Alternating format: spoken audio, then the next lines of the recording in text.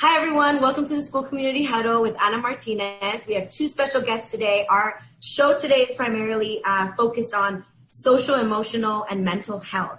And that is a show for every age grade level, every student, and their families. So if you can introduce yourself. My name is Arturo Chavez. I'm a school social worker at a charter school. Starting my 6th year as a school social worker. Right now, the grade levels that I work with are actually all of them. Around special education, I provide designated instructional services, DIS counseling, for students that have an IEP.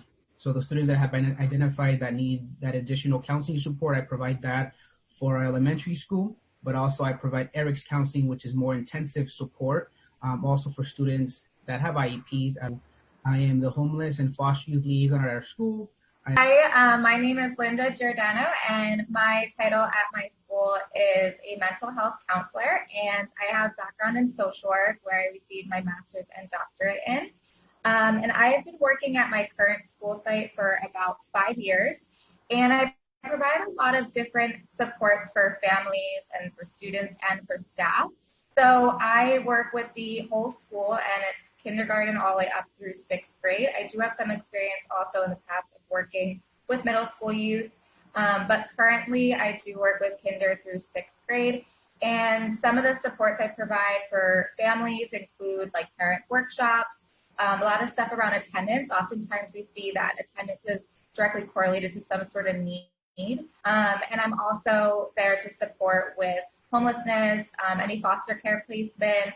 I also provide a lot of resources to the community in order to bridge those gaps with our families. And then also for the students, I provide a range of support. And I also do a lot of work around trauma. So I offer a lot of different trauma support groups and trauma-focused cognitive behavioral therapy for students. So excited to talk to you all today because social, emotional, and mental health is such an important part of what's happening right now in our current context. Just a quick overview, and I know you know this is important, but what is mental, social, emotional health and learning, and why is it important for students and families, especially at this time? What I wanted to give the definition, the working definition that I use, and it's through an agency called CASEL, which is the Collaborative for Academic, Social, and Emotional Learning. And Linda, I'm sure you're familiar with it too. The definition that they provide for social emotional learning is it's the process through which children and adults understand and manage emotions, set and achieve positive goals, feel and show empathy for others, establish, maintain positive relationships, and make responsible decisions. So within the way that I take that, within our district, we actually combined the 5 competencies that they kind of outlined into 4 to make it a lot easier. So within those competencies of social emotional learning, we have self-awareness, self-management, social awareness, and then the 4th and the 5th are combined into 1, which is social management.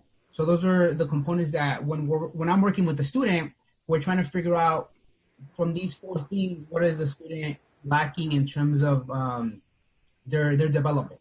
So it could be working with an elementary school student. I identified that, you know what, the student doesn't even recognize that he's feeling angry.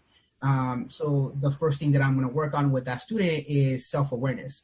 So it's not necessarily on a continuum, but the first thing that I usually try to assess and to provide support with is with that self-awareness, and then I move along into other things. So that's kind of like the definition that I use, and yeah, that's a little bit about social emotional learning. I want to add some stuff about just mental health. It is definitely something that is extremely important, and I agree with what he had just said. It's basically being able to identify certain feelings, being aware of those feelings, and being able to cope with them during times of stress in order to actively participate in a healthy way in your everyday life.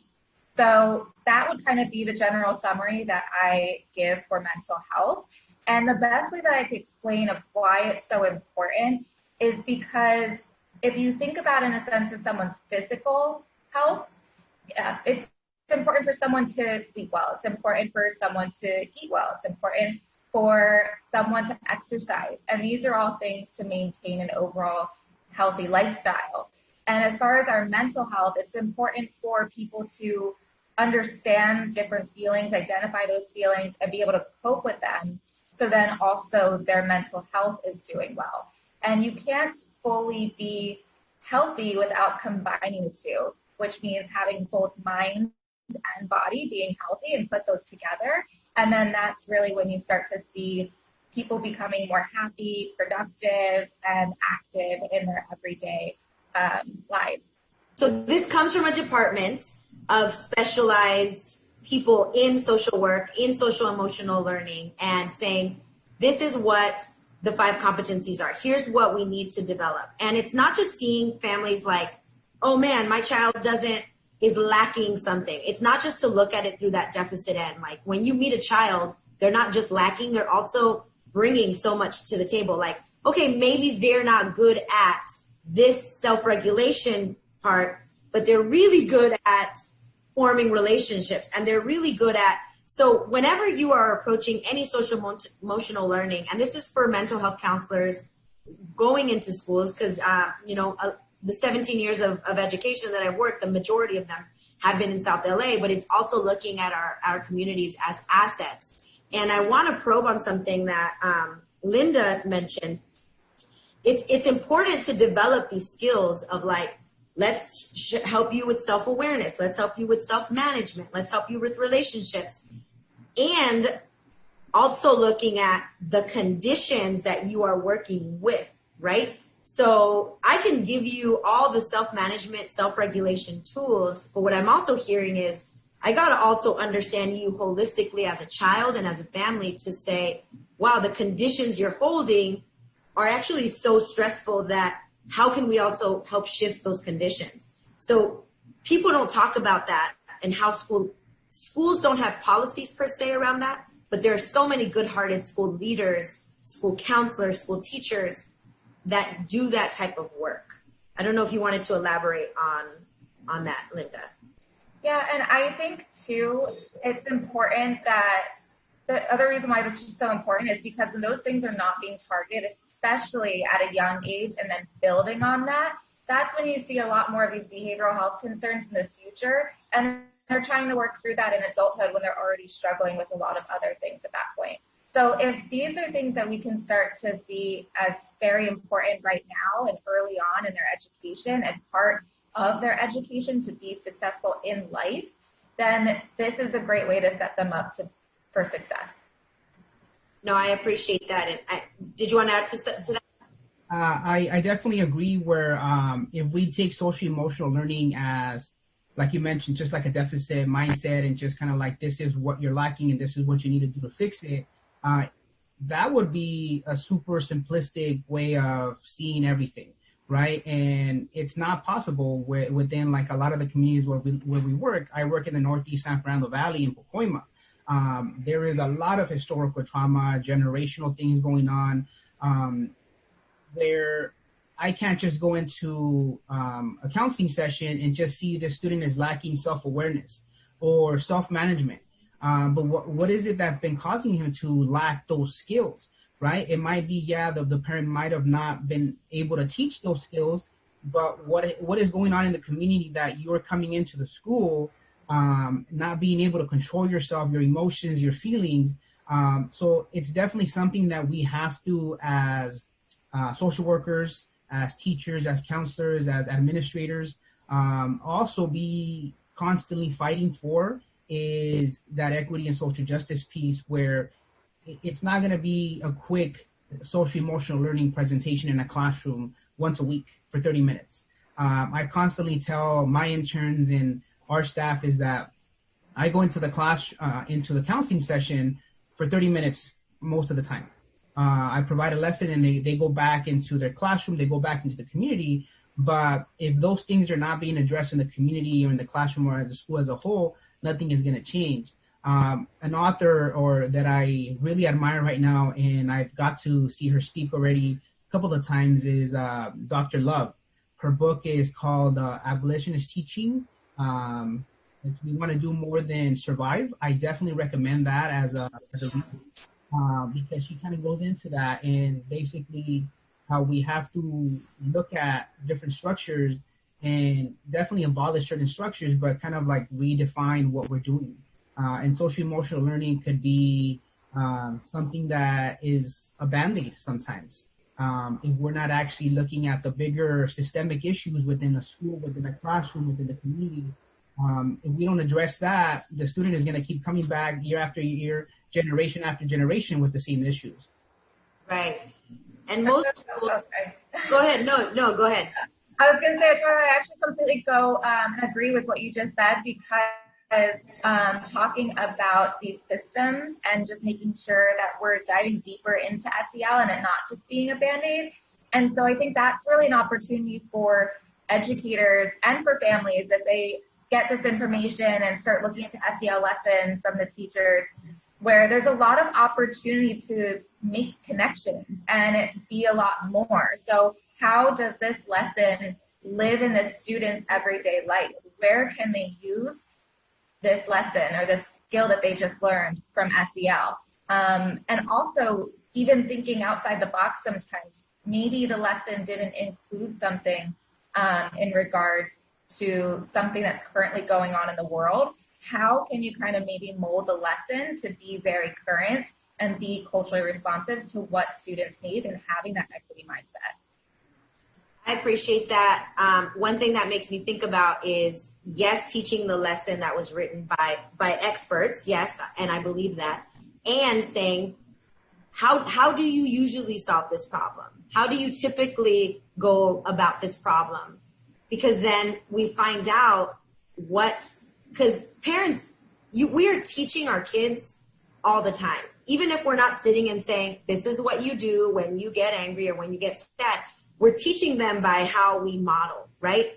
I know growing up in a family of 10, watching my dad go to work, I think one thing, and he would talk to us all the time, but one thing that we watched him do is, no matter how hard his day was, he would always come in with a smile on his face. No matter how hard the conditions were at work, he would still show up every single day. So like, he's teaching us something and we're watching that, right? And that's a good asset. I mean, I'm sure my parents have some things that they didn't do well and we adopted as well, right? And looking at a family and saying, you're doing things well, and you're also doing things that you may not be aware that you're doing. So when we're talking to the child saying, and if you're an educator or counselor listening to this, the equity piece there would be, how do you typically solve this problem? And tell me why you started solving the problem that way, so that we understand more instead of like, solve it this way. And I appreciate that both of you said relationship building, right? So the first thing that you two do in your work, or why don't you two explain, what's the first thing when you get a new client or a new student, what is absolutely the first thing you have to do to start building? I think you said, okay. Go ahead. I think you said it right there. It's the relationship. I was in social work school and I remember they were like the 3 R's, and there are actually some 3 R's, but they would just say relationship, relationship, relationship. Just keep saying that word because it's such a huge piece. And it's not just the school social worker or the school counselor who is in charge of these relationships. Everyone has an opportunity to have a healthy, trusting relationship with their students, and it takes the learning so much further. So for me personally, I really try to even be patient with myself, because we all have tasks that we want to get done and we all have outcomes that we want to see. And what we have to remind ourselves is that that's not going to happen if we don't slow down and just meet the student where they're at. And where they're at is that they might not know who you are. They don't have a trusting relationship with you yet. So just taking the time to get to know them, get to know the things they like, get to know their strengths so that you can use that is really important, and letting them know that you remember these things. So if they've told you something or shared something, how can you use that to keep that connection going where they really see that you're putting a lot of thought into the relationship? So I think that's really where I start. And once that's developed, and sometimes it takes a few days, sometimes it takes a few years, and I've even had a student where it's taken a few months, and just knowing that that's okay And it's a process. And in order to see, I guess you could say, the finish line, you have to be willing to take it one step at a time. Yeah, and I definitely agree. Out of all the workshops and trainings that I've gone to on social work and social emotional learning and mental health, that's the biggest thing that they always promote is building relationships. And it sounds very simple, but a lot of people are not doing it. When I go back to my school and I'm talking to teachers or I'm talking to administrators or other staff, I let them know, like, before you do anything of value, we have to start with the most valuable thing, which is building the relationship. And they think it's something where, like, okay, well, we're going to do this in one session. We're going to get to know everybody. We're going to go around and share our interest, and that's it. But that's not how relationships are built. And oftentimes, because of the structure of a school, because of the fast pace of a school, sometimes it's rushed. And when it's rushed, you might kind of see it as like, I'm doing work, but the student is seeing it for what it is. It's like, this is not genuine. I'm being rushed here. I know that you don't care about me, even though sometimes we do or are really putting in our work, but because it's rushed, it is not taken with care.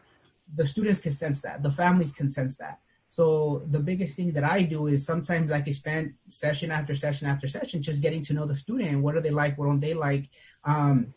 Oftentimes when I was a MSW student, the first thing that we're learning or that I was learning in my internship is coping strategies, right? Because we always want to, like, okay, the student is coming in dysregulated, let's give them some coping skills. And the first thing that would always come out of my mouth was like, oh, let's do some deep breathing, or let's do some yoga poses, even though I personally never did deep breathing or did yoga. So then I felt it was not genuine. So then in getting to know the student, I realized, wait, this student hates when I tell them even the phrase, let's do some deep breathing. They don't like doing that. They like coloring. So then we would do coloring. But I would have not known that if I didn't spend time getting to know that student anywhere. Sometimes students are coming in with severe trust issues because of things that have happened at home, because of traumas that have happened at home. So you're a stranger when they're coming into the school. The teacher is a stranger. Even though we like to think that we're the greatest sometimes and we're very compassionate and empathetic, that student does not realize that. They don't know that. So we have to build those relationships, and it's an investment. I tell sometimes teachers that certain students, they might not do much academic work. It's going to be a lot of social emotional learning that they're going to have to be teaching in order for that student to get to sit down. Even I practically support with elementary school students that have severe behavioral needs sometimes. So sometimes these teachers let me know that they're worried that the student is not learning, but I let them know they're not going to learn anything ever if we're not addressing the social emotional needs. So sometimes the trauma comes from the student entered in school in kinder and preschool and first grade, and this has happened to our Black and brown boys mostly, and they're getting penalized for behavior that is normal for a 5-year-old.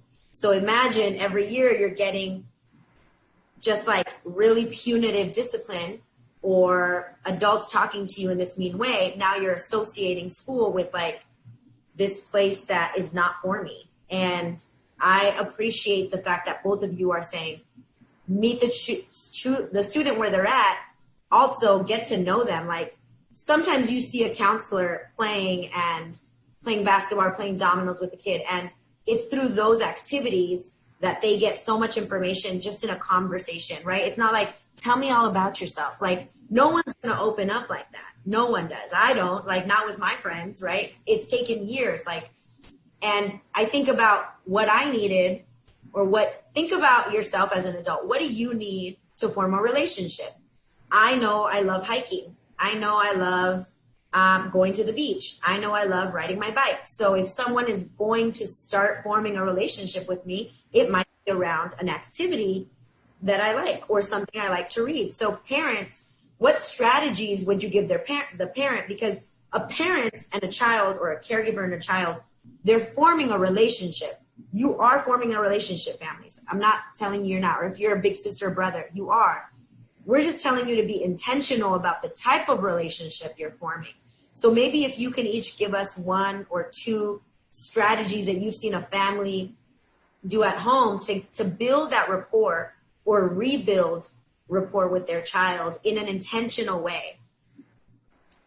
I think to go with what you had just asked there is it depends. I don't think there's one answer for all of these questions, so I just want to keep that in mind. But one thing that comes to mind, if this works for your family, is playing a game. And when you're playing a game, you can get creative in the sense where maybe you guys have a question bowl that before or after they go for their turn, there's a question that they ask. Maybe it's their favorite color, their favorite food, and it just kind of lets you get to know each other. And sometimes you learn something new, and maybe it's stuff that you already knew, and that just helps open the door for more conversation. And that's something I do a lot with my students is I will use games, but I use them in a way to open up conversation. So that would be one way of really starting to rebuild or build a stronger relationship with your children is by using games and asking questions. Another thing that I think is really important, especially if your child has siblings, is making a conscious effort to have one-on-one time with each child. I think it's great to have all the family come together and everyone connect, maybe through a game or watching a movie. But I also think it's really important for you to spend time getting to know each child as an individual, because they are individuals and they all have great things to offer. And so just kind of getting the chance to get to know each of them. As you're doing these strategies that Linda recommended, also doing your own work as a parent, your own personal work, because we're definitely coming in with a lot of stuff from our own childhoods, basically being raised a certain way. I recently read a book that I also recommend. It's called It Didn't Start With You, How Inherited Family Trauma Shapes Who We Are and How to End the Cycle. I recommend that book to everybody. And it goes on to talk about basically you have to do your own work and recognizing what's been going on with you so that you don't necessarily pass on those family traumas, right, that you're coming with. But also in order to, for some of the families that I work with, I can recommend all of these things, but it's not necessarily natural for that family unit to go out and play or have individual one-on-one time with any of their kids, because that's not how that family was raised. So I think definitely doing a lot of that personal work and that each parent kind of like reflecting on, is this what I want to continue basically as a family? Is it okay for me to kind of like segregate my kids and everybody's just by themselves, or do I want to have a different style family? And I think that's where that individual work or that partner work with your partner would come in as a parent. Because before you move into like a lot of these activities, some parents that I recommended some of these strategies, they look at me and it's like, this is not going to work because it's awkward. It's something that we don't do as a family. We've never done it. Nobody ever played with me when I was a little kid. Those are responses that I've actually gotten. And also, is it doable for the parent's schedule? Some of the families that I work with, we've recommended countless times, oh, you should go to the library and spend some time in the library with your kid. And then we realize this parent is working 2, 3, 4 jobs sometimes, and that's not feasible at all.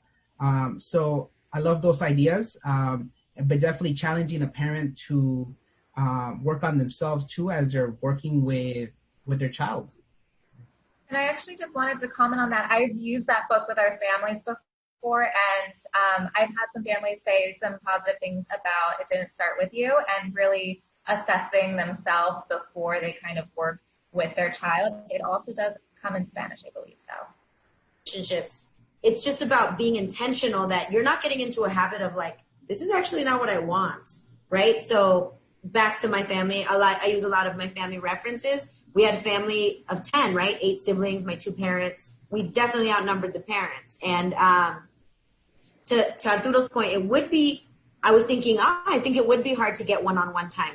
And we seem to have gotten it because my dad loved baseball. So we would go, he'd be like, Anna, it's your turn to practice your throws. So like I had my dad's undivided attention for like 15, 10 minutes while we were practicing our throws and we were talking or we were chatting. And I think about, what do you like as a parent that you share interests within your child? What do you actually already do, right? You already eat as a family. Like, tell them, I ate with my nieces yesterday and I was like, no tablets, no phones. And they were like, you already know how Tia Anna is, like, put it away, you know? And it's like, we're going to talk, we're going to engage. And it's like those little small tweaks that those things can get away from us. And it doesn't have to be something that we're not comfortable with, which is what I'm hearing from you, Arturo. And how do I have to do my own work? Because if I'm opening the floodgates of like, in this drive home, I'm going to say, how was your day? And if I'm really listening and my nieces or nephews say something that I'm like, what? Why did you do that? You know, I also have to like do my work on my reactions and like, oh man, I'm kind of tough on that when it comes to this, so that I don't react, but I respond. And it's hard. So I'm thinking about self-care right now for adults. Like, the adults might be stressed out because of job loss or illness or just the pandemic that we're in, or like, I have 2 kids, 3 kids at home, and it's stressful to manage all of this schooling. So I'm wondering, one is, what are some strategies that we can do for ourselves as adults and that we can practice with our kid? Because if meditation is not your thing, if deep breathing is not your thing, then maybe that's not how you start. So where can a parent start if they're like, what do I even begin to do because I'm stressed out? For me, self-care is kind of interesting, where people talk about self-care as like, give me a list of things to do, right? Like, this is, I recently just got a calendar of self-care strategies that to do daily. It could be beneficial to certain people, but also it's kind of like, to me, sometimes I see it as like a checklist, that it's not necessarily doing any work.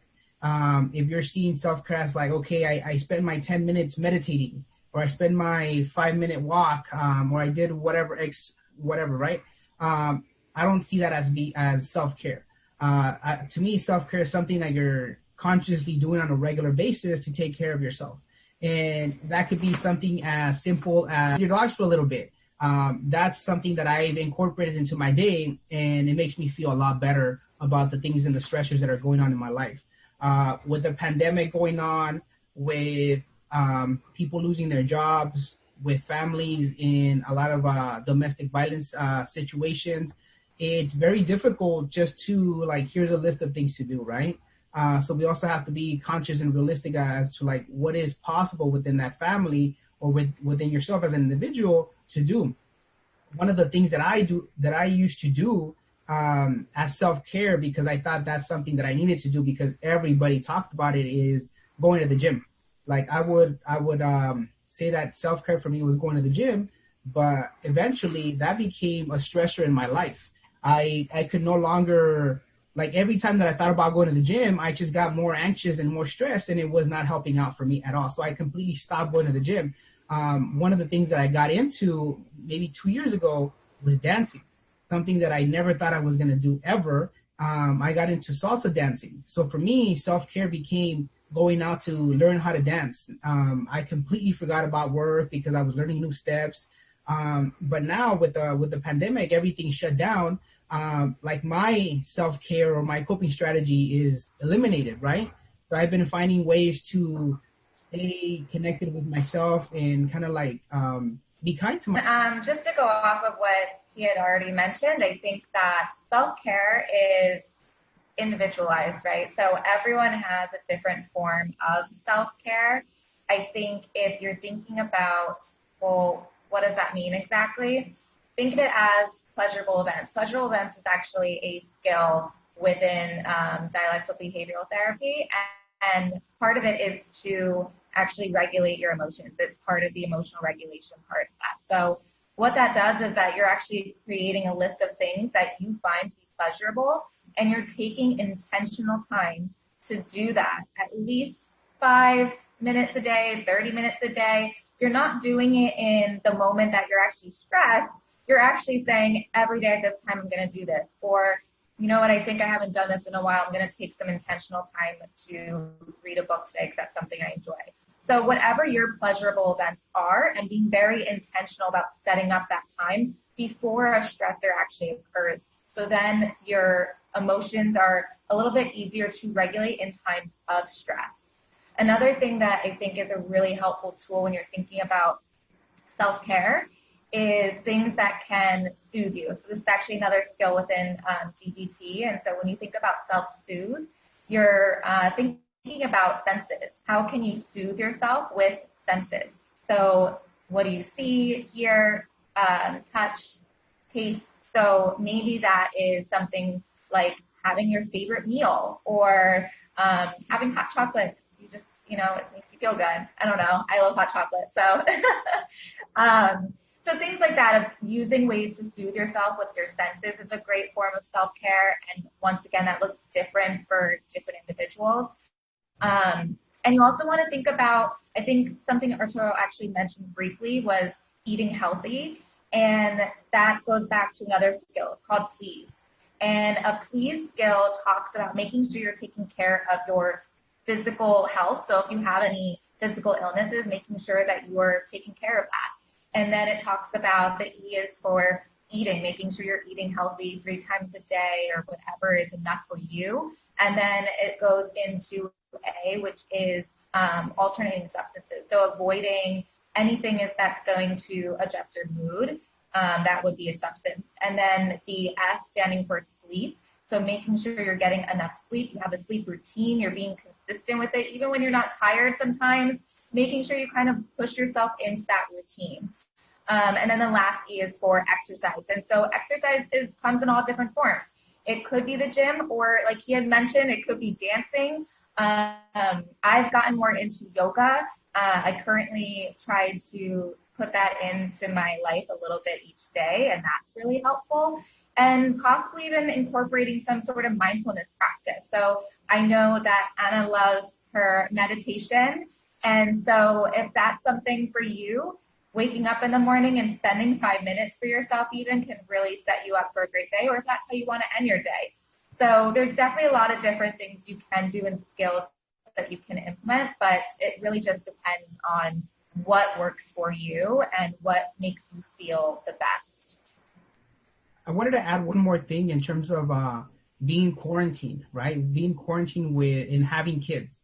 That could be very difficult to implement some of these self-care strategies or just taking time for yourself. So just recommending that if any parent is fortunate to have that family support or that spouse support or any friend to come and take care of your kids for a little bit, right? As long as it's safe and you're doing everything based on like the standards and regulations. Sometimes you just need to get away from your house, get away from your kids for a while. I work with some families and some parents who are working full time and they have to push work because now they have to be on the computer trying to help their kids with distance learning basically the entire morning. So after that, they go to work still at home. So sometimes you just need to get away and finding ways to maybe just go for a drive, go for a walk around the block, even if it's a few minutes. I think sometimes disconnecting and physically disconnecting from the screen and from your family, sometimes it's very helpful. And finding a way to do that. I know not a lot of people are fortunate, but if you do have that possibility, I definitely recommend that. Thank you for that. And then I do want to plug, if you're feeling sad as an adult, or if you're perpetually feeling just anxious, or you can't sleep, or you don't have, there are resources that a lot of districts are giving when it comes to food, right? So the state is asking each district to make sure that they're continuously distributing some type of food. So your school, if you don't know, ask your school principal or your teacher, and they should have access to that information to give that to you. Now, if you're also perpetually feeling sad, there's nothing wrong with therapy. And that's why we're here today, to say therapy is normal. And sometimes you just need someone to talk to that is not going to interject, that's not going to judge, that is going to help. Just like you just talking about it might be a sense of relief. And I want to go transition into elementary school kids. So how do we begin to make sure? So 1 is taking care of ourselves. 2 is like building that relationship with our child intentionally, because you're building it but is it the intentional relationship that you want to have with your child? And the next step would be like, how do you begin talking to your child about social emotional learning? On a lot of the shows, every teacher has mentioned a read aloud. Like, just read, and through reading, you can talk about the character's challenge and how they went about it. And have you ever gone through something like that? So a book is one of the best ways to like even start the conversation. Is there any other way to like just start the conversation with an elementary school aged kid? Actually, really real quick on that comment of books, I have some books here that I have a lot of books in my office, but with COVID-19, I've had to order some new books, so I don't have everything here. But a great book just to start to understand feelings and the different feelings there are for our younger students. It's called The Color Monster, and it's really just a cute, simple book. So I do recommend this. I did a read aloud. I feel like it was really helpful. And there are a lot of books on talking more about mental health specifically. So there are books on depression, anxiety, and a lot of these books will give you more examples of what this might look like, what they can look for. If this continues, what can you do? What skills? And sometimes too in the back of these books, so right here is actually a book that kind of talks a little bit about depression. It's called A Flicker of Hope. And in the back of the book, which a lot of these books do offer, they'll have a parent or educator resource section where they actually give like some talking points, questions, or other places you can go to get more books that are similar or articles to read to kind of build your knowledge on it. The thing that I would suggest for parents is reaching out to the school, reaching out to that teacher or that administrator and asking what social emotional learning curriculum is being taught at that elementary school. For example, at our school, we have Second Step. Second Step is really popular across a lot of different districts and a lot of different schools. I think we have right now, we have one for K through middle school. So a lot of what is being taught already by the teacher, by the counselor in school, they have a pairing component that could also be done at home. So definitely connecting with that teacher, connecting with that administrator to find out what is being taught already and how can I take what is being taught and apply it to home. Another suggestion that I would give is I do a lot of YouTube videos, a lot of social story videos that I share with kids. And a parent can simply at the elementary school level, YouTube and then look up feelings for kids, like literally just type in feelings for kids. And the first couple of maybe 10, 15 videos are identifying feelings. Going back to those 4 or 5 domains that I talked about, you could talk about play the video, and then we could replay the video and say, oh, how is he feeling? Why do you think he's feeling like that? So asking questions, you can make up a lot of different questions, a lot of different scenarios based on what you just watched. Another thing that I do with my students is they love playing a game called What Should I Do? It's a board game, What Should I Do? And it's basically typical board game. They roll the dice, they get to move their pieces, but every you either land on a question or like on a comment. So the questions ask scenarios on what would you do in this situation? And you could make up your own questions, you can make up your own scenarios, and that's a way for you to build those social emotional learning skills in your child. But also, like you mentioned, Anna, at the beginning, is modeling. Like the students are going to copy what you do. So if they see you coming from work and you're stressed out and the first thing you do is yell at the kids, they're going to do the same thing when they're stressed out. So if you come in, and I know you mentioned you like doing meditation, and you kind of like spend some time doing deep breathing and meditating, they're probably going to copy that because they usually copy what the parents are doing. So those are additional suggestions that I would provide. And I think also to go off of that too, it's important, like you said, of identifying those feelings and modeling that.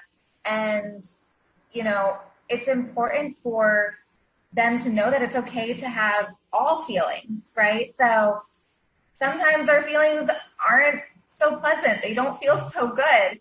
And so something I would really encourage families to do, educators to do, is when you ask your child or your student, how are you feeling?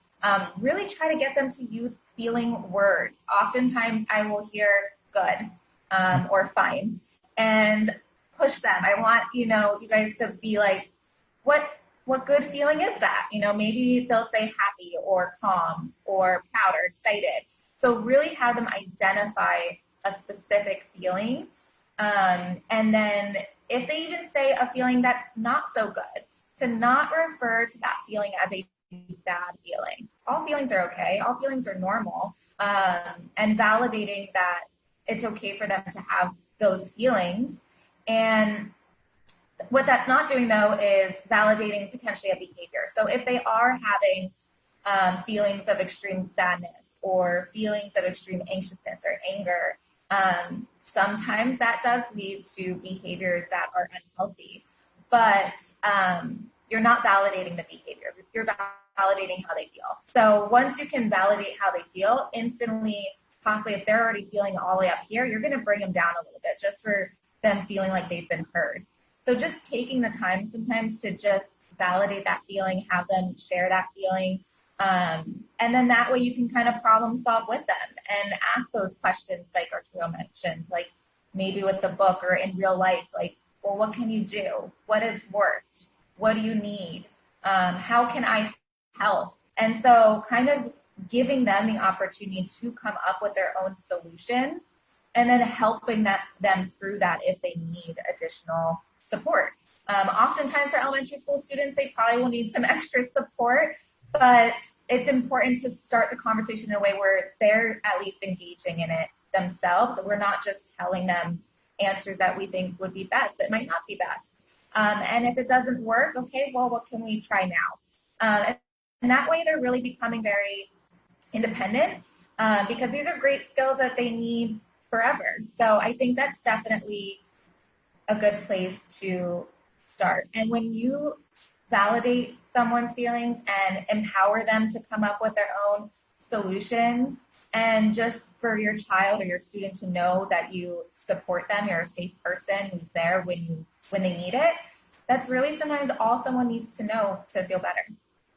Yeah, another thing that I wanted to add is, especially for the younger kids, I get the same thing. When I ask them, how was your day or how are you doing? And they're like, oh, I'm good. And oftentimes it's like, that's all they know. That's as far as their emotional language is going to take them. And that's fine because they probably have never been taught or they haven't heard it before. So as a parent, as a teacher, as anybody working with that student, giving examples. So sometimes I put myself as like, today I'm feeling happy because this happened and then this happened. And then I came here, now I'm talking to you. So definitely those students are coming in with a certain amount of knowledge already. So definitely just building up upon that. And I definitely suggest for parents to check out the CASEL website. That's CASEL.org. They're going to find out a lot more on social emotional learning, the research behind it, but also what parents can do at home. And they have a lot more strategies, a lot what we shared right now, but also additional ones. I like that. Just talk to your child, validate their feelings, which means like, I get it, you're frustrated, or I'm angry. Like, I get it, you're angry. Another word for angry is you're frustrated because you kept getting interrupted by your little brother. And, next time, what could you do instead of hitting when you're feeling frustrated? And like, you're validating it, you're giving them a vocabulary word, and then you're showing them like there's other ways to respond when they're feeling that. And I appreciate that. And if you are families going through it and you just need resources, reach out to the schools. The schools have funding to help with homeless youth, with homeless families, and with all these other resources that you can just get if you ask. I know that it's hard and it's hard to trust and sometimes be vulnerable, but if you do trust one person in the school, maybe that's where you can start. And I appreciate Arturo and Linda for being here today. Parents, if you have any questions specifically around social emotional learning, therapy, resources that you need, please put it in the chat or DM me, and I will help you out because I want to make sure that this information is going to the people who need it the most. And we want to make sure that we are helping each other out. Once again, Arturo and Linda, thank you so much. Thank you so much. Bye, everybody.